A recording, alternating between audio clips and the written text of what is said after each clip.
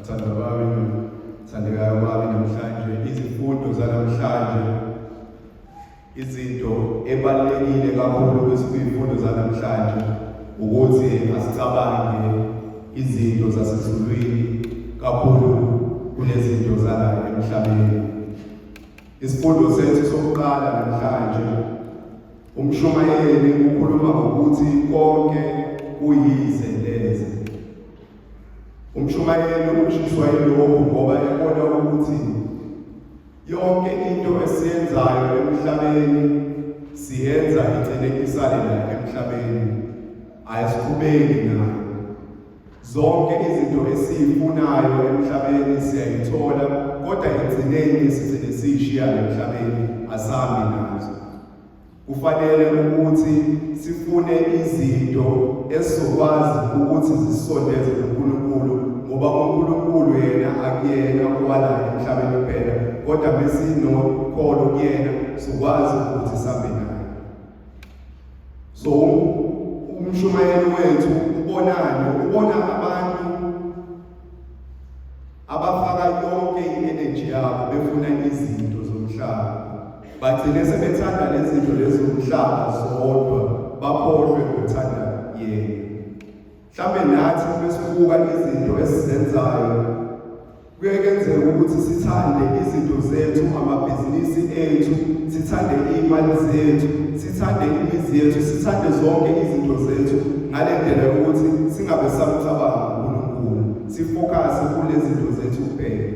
Kuyenzeka ukuthi umuntu mhlawumbe ukade namabhizinisi or ube nezinto, mase semshiyile lo mhlaba, izinto zakhe ziyasala, zisalele abantu nje abanganandaba nalezo zinto.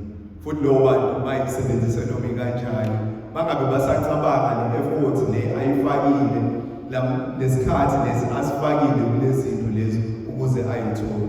So umprofethi, umshumayeli wethu ufuna usikhumbuza lokho ukuthi yonke into esiyenzayo izogcine ishabalele, isalele emhlabeni, kodwa mesibeka uNkulunkulu sithanda uNkulunkulu, uyena esizohamba naye.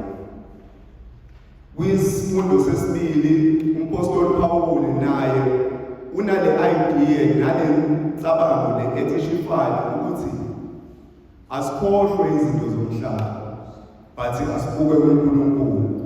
Mesa abantu baNkulunkulu sokhohlwa izinto lezi ezale emhlabeni, kodwa yonke into soyenza sibheke uNkulunkulu ngoba sigilela uNkulunkulu. So umuntu kaNkulunkulu kufanele uphile ngendlela kaNkulunkulu, uyeke zonke lezi zinto lezi ezingeke zikusize, but uhlale kwizinto zikaNkulunkulu. Asicabange mhlawumbe ukuthi iziphi lezi zinto lezi esinazo or lezi zinto lezi esiyithandayo ezenza ukuthi singabi abantu baNkulunkulu, lezi zinto ezisivimbayo ukuthi singabi abantu abahlezi bebheka uNkulunkulu. Sicabange lezo zinto ukuze sicele ukuthi uNkulunkulu akwazi ukuthi asisize siphume kulezo zinto lezi ezisivimba ukuthi sibe abantu baNkulunkulu. Nakwivangeli namhlanje ucishe kube yinto efanayo futhi ukuthi kukhona isiceli uNkulunkulu asibusisile ngakho konke okwemdingo, but lesiceli kunokuthi sibonge uNkulunkulu sona siyicabangela sona sodwa. Sicabanga sona sodwa ukuthi mekanisele sona phela uphelile, asicabangi umndeni waso, asicabangi nabanye abantu abadinga usizo, kodwa sona siyicabanga elasona sodwa, and siyakhohlwa uNkulunkulu. uJesu sitshela ngale story lesikhona esizokwenza ukuthi nathi mhlambe siyibeke njengaso lesiceli lesi esinikwa yonke into, kodwa sigcine sesithanda izinto lezi uNkulunkulu asinikeze zona, bese-ke sikhohlwa uyena nokuthi sikhohlwe ukubonga kuyena. Izinto zomhlaba igcine kube yizona lezi ezenza ukuthi singabe sisakwazi ukusondelana noNkulunkulu. So ivangeli lethu lanamhlanje lifuna lokho ukuthi siphume or sizame ukusuka kulezinto lezi ezisenza ukuthi sikhohlwe uNkulunkulu. kodwa sicabange izinto zakuNkulunkulu lezi eziphezulu, ngoba konke okukwala emhlabeni kuzophela, ngeke sabe nawo.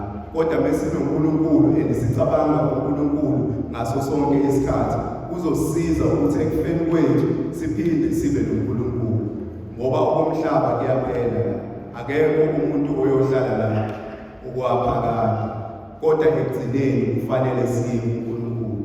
So kufanele ukuthi lezi zinto lezi esizibonayo ukuthi ngeke zikwazi ukusisiza ukuthi sisondelane noNkulunkulu, kufanele siziyeke sizame ukuma kuzona. Izinto zomhlaba ngeke zisijabulise okwaphakade. Kwenzeke mhlawumbe sithenge izinto, ukujabula kwalezo zinto kuba khona ngaleso sikhashana, gcine futhi kuphelile. Uma uthenga imoto, uyayithenga imoto, uyayithanda uyijabulele ngaleso sikhathi, but awuyithandi forever. Even ngisho latest phone or anything oyitholayo, khona lokho ukujabulela for leso sikhathi, kodwa kugcine sekuphelile. But kodwa uNkulunkulu ufuna ukuthi singayinaki lezi zinto, ngoba ngeke sinike ukujabula kwaphakade, ngeke zisinike ukuthembela kuyena kwaphakade, but zizosijabulisa ngokwesikhashana, ugcine futhi kuphela. But yena uNkulunkulu mesikuba kuyena sokwazi ukuthi sijabule naye, and futhi ekugcineni mase sisukile emhlabeni sokwazi ukubuya kuyena. So bazalwane, namhlanje asiphinde sicabange, siphinde sicele uNkulunkulu ukuthi asisize sikwazi uku-overcome lezi zinto lezi ezisivimbayo ukuthi simthande, sikwazi ukuthi sidlule kulezi zinto lezi esicabanga ukuthi zona ezibalulekile emhlabeni, kodwa sicabange yena uNkulunkulu ukuthi yonke into esiyenzayo siyenze sibheke